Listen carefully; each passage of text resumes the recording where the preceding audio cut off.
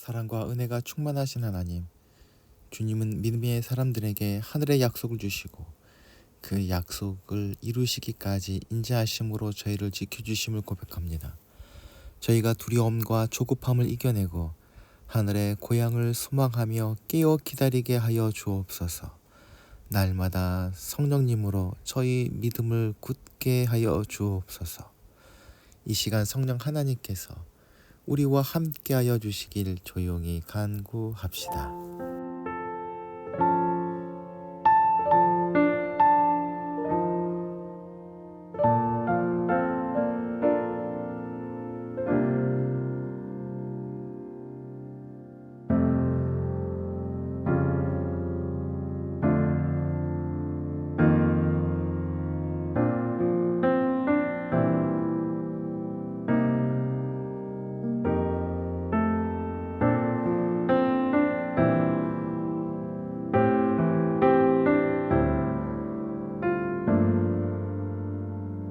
은혜와 사랑의 하나님, 분주한 일상 속에서도 보이지 않는 손으로 저희를 붙드시고 인도하시는 하나님 아버지를 찬양합니다. 저희 삶 속에 하나님의 보호하심과 은혜가 가득함을 또한 감사드립니다. 그러한 주님을 찬양하고자 분주하고 복잡한 일상을 뒤로하고 거룩하신 하나님께 나아갑니다. 종말의 때를 기억함으로 저희가 언젠가는 하나님의 보좌 앞에서 영원토록 하나님 아버지를 찬양할 수 있는 날을 예배 가운데 소망케 하여 주옵소서. 사랑의 하나님 아버지, 무더운 여름 한가운데서 저희 자신을 돌아보며 회개합니다. 그동안 저희는 재물을 얻기 위해서라면 무더위도 무릅쓰고 일하였습니다. 더 높은 지위에 오르기 위해서라면 땡볕에서 고생하는 것을 마다하지 않았습니다. 그러나 안타깝게도 하나님 나라를 위하여 힘쓰고 주님의 영광을 위하여 땀 흘린 기억은 별로 없음을 고백합니다. 우리의 이러한 안일함과 나태함을 용서하여 주옵소서. 저희로 대한민국에 태어나서 자라고 생활하고 풍성한 삶을 영위케 하신 하나님 은혜에 감사할 줄 몰랐습니다. 믿음의 선진처럼 이 나라의 안보와 경제와 정치와 교육과 문화를 하나님의 손에 맡기는 기도를 드리지도 않았습니다. 하나님께로부터 받은 모든 풍요와 은혜는 깨닫지 못하고 오히려 불평하고 불만을 드러내며 살았던 지난날의 어리석음을 내어놓사오니 용서하여 주옵소서. 주님, 사는 게 힘들면 마음의 힘이 빠짐을 고백합니다. 더 나은 세상을 향해 품었던 꿈들도 부질없게 보이고 이쯤에서 적당히 안주하고 싶어집니다. 스스로를 힐난하고 남들을 질투하는 저희 못난 모습을 마주하게 됩니다. 죽음뿐인 땅에서 하늘을 상상하게 하신 주님, 성공과 소유가 인생의 전부인 것처럼 느껴지는 날에도 저희를 살게 하는 생명의 고난을 바라보게 하여 주옵소서. 때로 초라하게 느껴지는 저희 자신의 모습에서 많은 것을 갖지 못한 내 이웃의 얼굴에서 하늘의 보물을 발견하게 하여 주옵소서. 지치고 절망스러운 날들을 서성일 때에도 서로를 사랑함으로 더욱 큰 세상을 향한 소망을 간직하는 은혜를 주옵소서. 허리에 띠를 동이고 등불을 밝히듯 늘 깨어 의연히 주님을 기다리게 하여 주옵소서. 주님만을 바라보는 예한 공동체 식구들을 기억하여 주시옵소서. 폭염으로 너무나 힘들고 지친 삶에 고생하다 주님 앞에 나왔사오니 예배 가운데 위로하며 새 힘 허락하여 주옵소서. 저희의 연약함으로 간구하는 기도 응답하시어 땅의 기름진 복과 하늘의 신령한 복으로 채우시고 더하여 주옵소서. 세우신 거룩한 빛 등대교회도 세우신 뜻대로 그 사명을 감당하는 하나님께 칭찬받고 세상 사람들에게 사랑받는 거룩한 공동체로 든든히 세워져 가게 하여 주옵소서. 주어군도 강건케 하여 주시사 하늘의 뜻을 이루는 하나님의 귀한 사람으로 성장하게 하여 주시옵소서. 주님만 바라보는 문봉 책방소를 기억하여 주시옵소서. 무더위와 휴가로 인한 여러 운영에 어려움이 없도록 인도하여 주시고 더 크고 아름다운 일들을 감당할 수 있도록 큰 복과 은혜를 더하여 주시옵소서. 우리 구주 되신 예수 그리스도의 이름으로 기도하옵나이다. 아멘.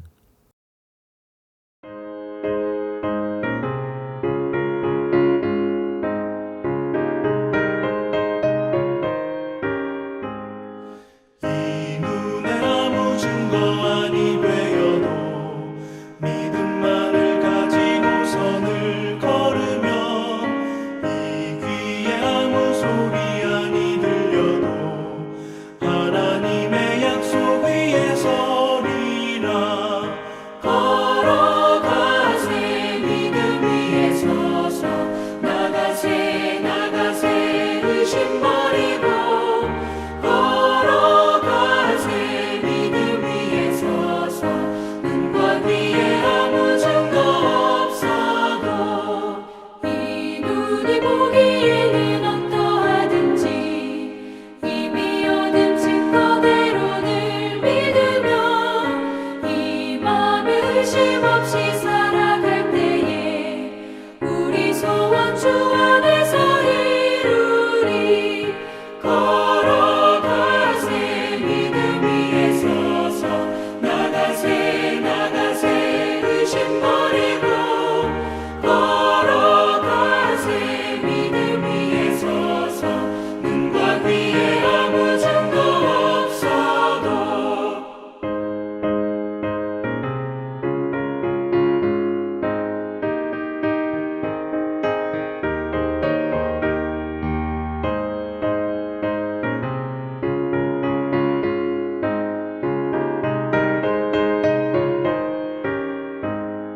주님의 거룩함을 두고 맹세한 주 하나님 아버지는 참 이쁘다. 그 귀한 모든 약속 믿는 자에게 능치 못할 무슨 일이 있을까. 걸어가세 믿음 위에 서서 나가세 나가세 의심 버리고 걸어가세 믿음 위에 서서 눈과 귀에 아무 증거 없어도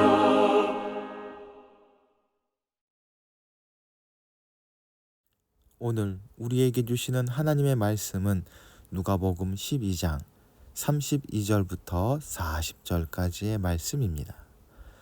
두려워하지 말아라. 적은 무리여, 너희 아버지께서 그의 나라를 너희에게 주시기를 기뻐하신다. 너희 소유를 팔아서 자선을 베풀어라. 너희는 자기를 위하여 낡아지지 않는 주머니를 만들고 하늘에다가 없어지지 않는 재물을 쌓아 두어라. 거기에는 도둑이나 조음의 피해가 없다. 너희의 재물이 있는 곳에 너희의 마음도 있을 것이다. 너희는 허리에 띠를 띠고 등불을 켜 놓고 있어라. 마치 주인이 혼인잔치에서 돌아와서 문을 두드릴 때에 곧 열어주려고 대기하고 있는 사람들과 같이 되어라. 주인이 와서 종들이 깨어 있는 것을 보면 그 종들은 복이 있다. 내가 진정으로 너희에게 말한다. 그 주인이 허리를 동이고 그들을 식탁에 앉히고 곁에 와서 시중들 것이다. 주인이 밤중이나 새벽에 오더라도 종들이 깨어 있는 것을 보면 그 종들은 복이 있다. 너희는 이것을 알아라. 집주인이 언제 도둑이 들지 알았더라면 그는 도둑이 그 집을 뚫고 들어오도록 내버려 두지 않았을 것이다. 그러므로 너희도 준비하고 있어라. 생각하지도 않은 때에 인자가 올 것이기 때문이다. 아멘.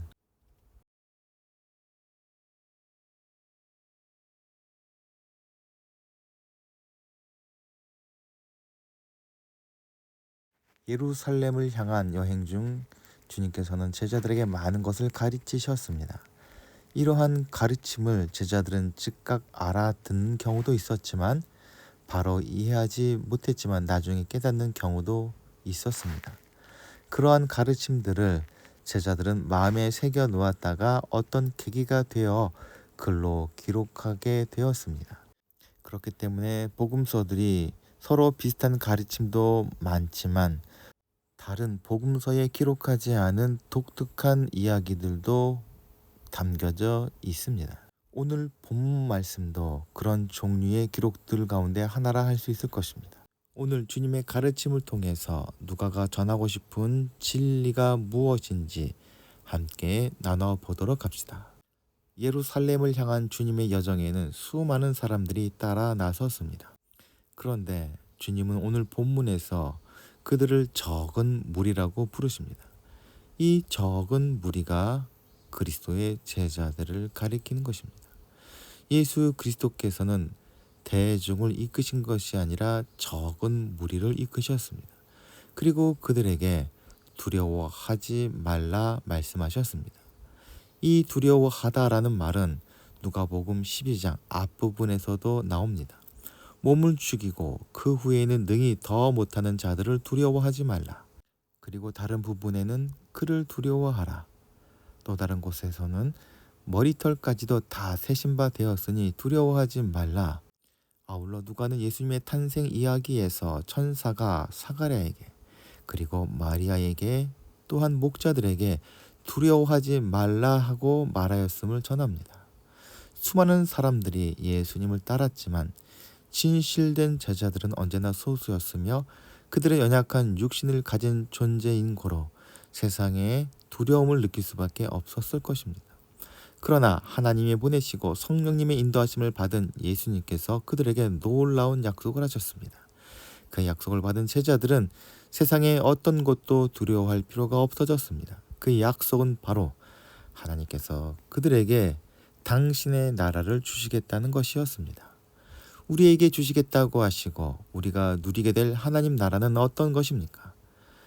만약 하나님 나라가 이 세상 나라들처럼 전쟁이나 권력투쟁 혹은 재물로 얻는 것이라면 제자들과 같은 연약하고 소수의 공동체는 그 나라를 꿈도 꿀 수 없을 것이며 오히려 그 투쟁에 희생당했을 것입니다. 그러나 주님은 하나님께서 그 나라를 우리에게 주신다 말씀하십니다. 약한 사람들이 희생당하고 도태되는 경쟁의 법칙으로 운영되는 나라가 아니라 하늘 아버지의 사랑과 긍휼로 다스리실 나라가 하나님 나라입니다. 하나님은 그 나라를 우리에게 주시기를 기뻐하십니다. 하나님 나라는 자격을 따져서 주어지는 상급이 아니라 구하는 모든 사람들이 얻을 수 있는 은혜입니다. 즉 아버지가 자녀들에게 주는 선물과 같아서 자녀의 형편 혹은 수고와 노력에 상관없이 부모가 자녀를 사랑하는 마음으로만 주는 선물입니다. 여기에서 주시기를 기뻐하신다라는 표현을 살펴보면 기분이 좋아서 주신다는 것이 아니라 항상 모든 것을 주시려 하는 부모님과 같은 하나님의 마음을 드러내는 것입니다. 말하자면 하나님은 사랑하는 자녀된 우리에게 자기의 가장 좋은 것인 당신의 나라를 아무런 조건 없이 주시는 하늘 아버지이십니다. 우리에게 가장 좋은 것을 주려 하시는 마음이 하나님의 본성이라면 하나님 나라를 받은 사람들 역시 하나님과 통하는 자녀입니다. 너희 소유를 팔아 자선을 베풀라는 명령은 율법 혹은 윤리적인 요구나 조건 제시가 아닙니다.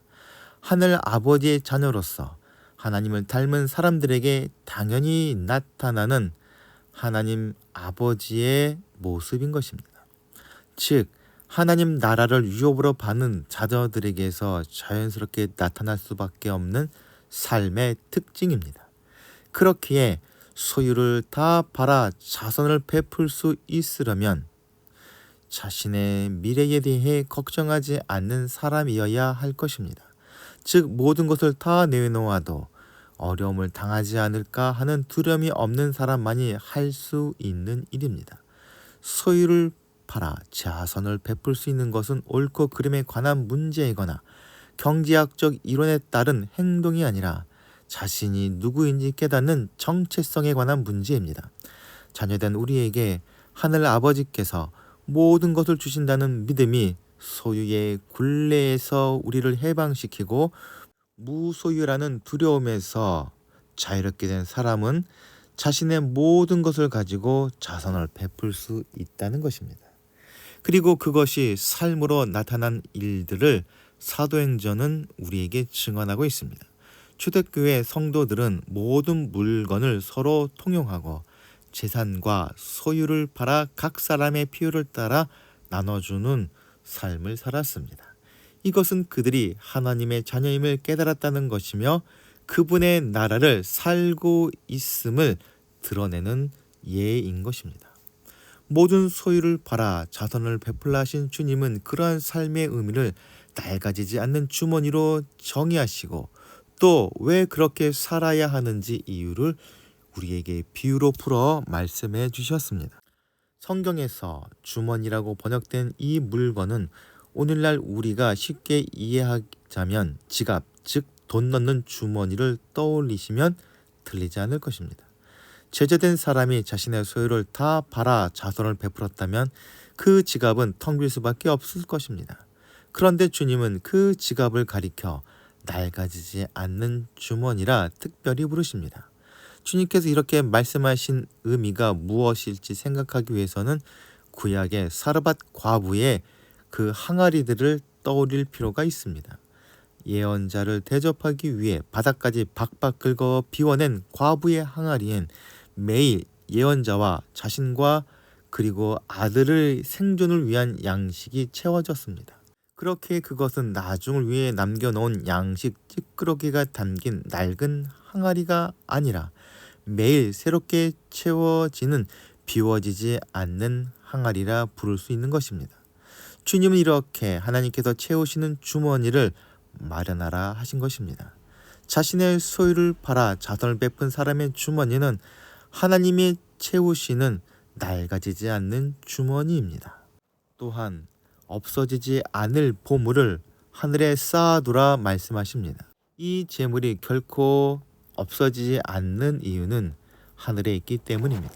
전에 나눈 바 있는 어리석인 부자의 비유에서 부자는 자신의 막대한 소출을 땅의 창고에 보관하고자 했지만 그가 죽게 되었을 때 그는 목숨과 아울러 그 재산도 자신의 것이 아니었음을 깨닫게 됩니다. 사람들이 땅에 쌓아놓은 모든 재물이 그렇습니다. 이에 반해 자선을 위해 내놓은 소유는 하늘에 쌓이게 되고 그것은 누구도 가져갈 수 없는 보물이 됩니다. 두둑한 지갑과 창고에 쌓아놓은 재산은 도둑맞거나 화재나 홍수에 없어질 수밖에 없기에 그 주인은 전전긍긍할 수밖에 없으며 삶의 상당 시간을 그 재산을 지키는 데 소비할 수밖에 없습니다. 오늘날 많은 사람들은 자신의 재산을 지키기 위해 부동산이나 주식 혹은 코인을 비롯한 금융상품에 재산을 넣어 놓습니다. 그런데 그렇게 조치를 했다 할지라도 안심하고 편하게 사는 사람은 아무도 없을 것입니다. 오히려 더 많은 시간과 노력을 투자해 끊임없이 주의를 기울이고 밤이나 낮이나 재산이 사라지지 않을까 노심초사하며 사는 것이 오늘 현대인의 모습입니다. 이에 반해 빈 주머니와 하늘에 쌓은 재물을 가진 사람은 아무런 염려가 없습니다. 그는 이미 자기 소유를 다 내놓았기에 빈 주머니뿐이며 그가 가지고 있는 재물은 하늘에 있으니 도둑이나 여타 사람이 빼앗아갈 수 없습니다. 그렇게 그는 평안한 잠을 이룰 수 있습니다. 이런 말씀을 바탕으로 볼 때 주님이 이후에 말씀하시는 바 언제나 깨어있는 사람이란 자신의 재산을 증식하거나 지키기 위해서 불철주야 열심히 사는 사람을 의미하는 것이 아니란 것입니다.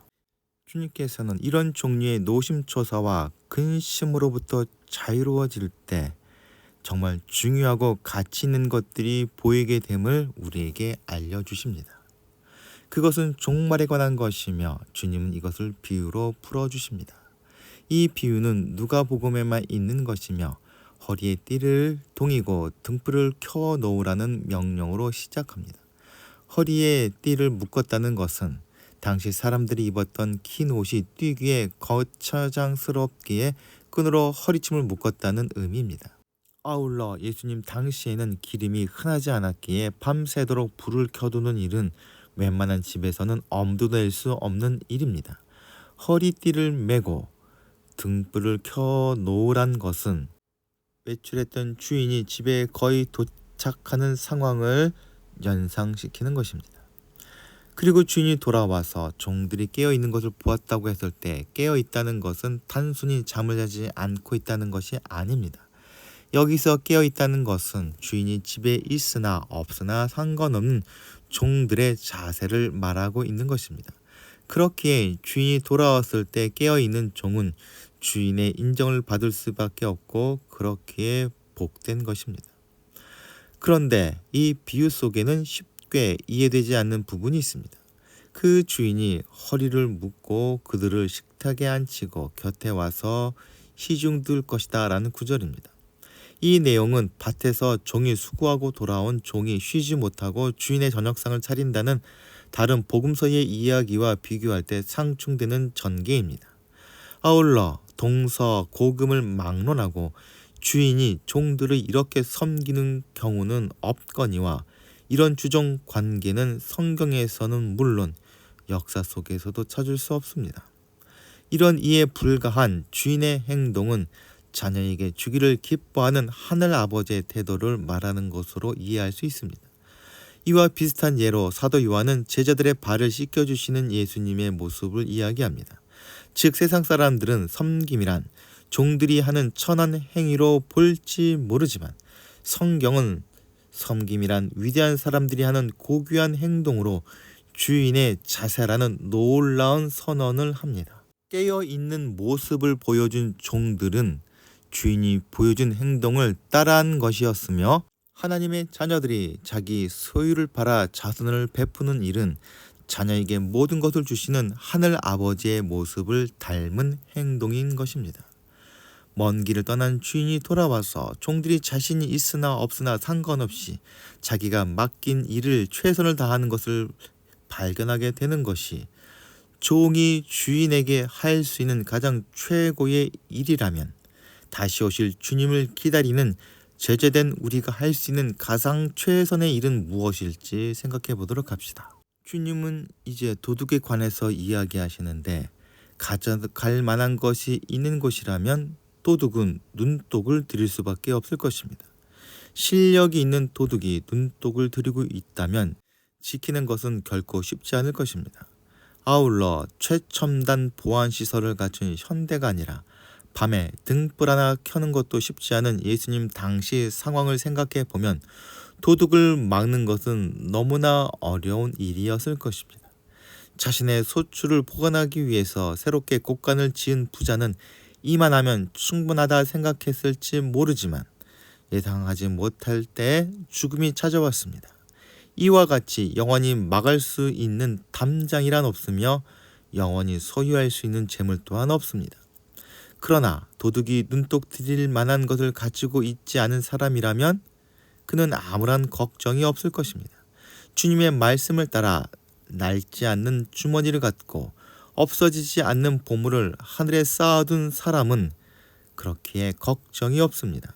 그는 수고하고 애써 모아 살지 않고 만나와 같이 매일 하늘에서 내리는 은혜로 살아갑니다. 그 어떤 도둑도 그의 삶을 망가뜨릴 수 없고 그의 소유를 쌀 한 톨이라도 훔쳐갈 수 없습니다. 그렇기에 그는 어떤 시간에 어떻게 도둑이 들이닥치더라도 아무런 피해를 받지 않을 수 있는 완벽한 대비를 한 집주인이라 할 수 있습니다. 이러한 주님의 가르침을 바탕으로 생각하지 못한 때에 다시 오실 주님을 기다린다는 것이 무엇을 의미하는지 생각해 보도록 합시다. 성경은 주님이 반드시 오신다 말하지만 그때는 아무도 모른다 합니다. 즉 생각하지도 않은 때가 주님이 오시는 때입니다. 주님이 언제 오시는지 아무도 모르며 주님이 언제 오실지 말하는 사람은 이단이요 사입입니다. 생각할 수도 없고 예측할 수도 없는 주님의 다시 오심을 기다린다는 것은 너무나 어려운 일입니다. 그래서 주님은 우리에게 주인이 있으나 없으나 변함없이 맡겨진 일을 하는 종의 이야기를 한 것입니다. 주님을 맞이하기 위해서 우리가 특별한 일이나 행사를 준비할 필요가 없습니다.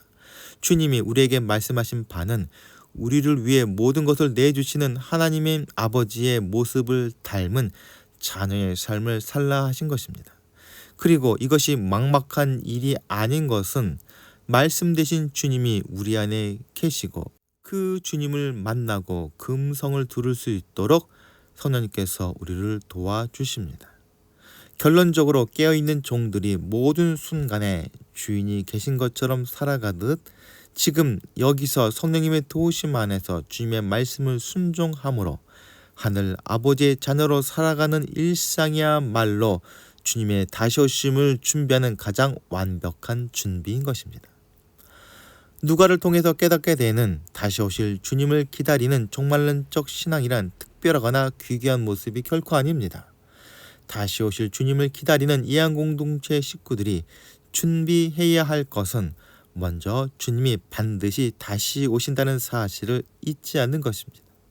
그리고 그 주님께서 우리에게 부탁하신 것이 무엇인지 늘 떠올리는 것입니다.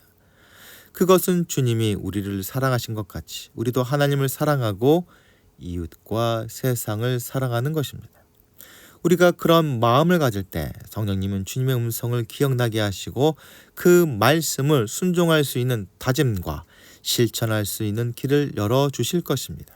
그런 우리의 섬김과 헌신을 통해서 이 땅에 하나님 나라가 이루어지고 마지막 때에 완성될 것입니다. 예안 공동체 식구들의 남은 2025년의 삶이 주님 앞에서 낡아지지 않는 주머니가 되고 하늘에 없어지지 않는 재물을 쌓는 섬김이 되시길 소망합니다. 다 함께 기도하시겠습니다. 사랑과 은혜가 충만하신 하나님, 주님이 언제 다시 오실지 누구도 알 수 없으니 오직 깨어서 준비하라 하신 그 말씀을 다시 한번 이 아침에 돌아보게 됩니다. 성령 하나님, 저희를 깨우쳐 주시사 그 말씀을 따라서 깨어 준비하는 삶을 살아가게 하여 주시옵소서. 아울러 눈에 보이는 땅의 것에 마음을 빼앗기지 않게 하시고 보이지 않는 하늘의 것들을 마음에 품고 살아가게 하여 주시옵소서. 저희의 작은 섬김과 희생을 통해서 하나님 나라가 이 땅에 이루어지게 하시고 그 나라를 온 세상이 누리는 하늘의 역사가 일어나게 하여 주시옵소서. 우리 구주 되신 예수 그리스도의 이름으로 기도하옵나이다. 아멘. 다 함께 공동체의 고백을 하겠습니다. 하나, 우리는 문제가 있습니다. 둘, 문제에는 끔찍한 대가가 있습니다.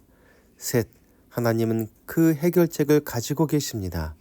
넷, 그 해결책은 믿음으로 누립니다.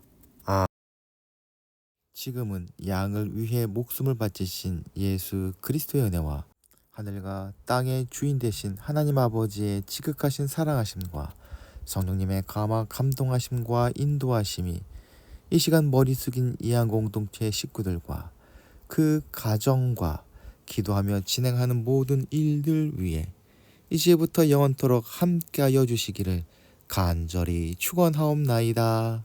아멘.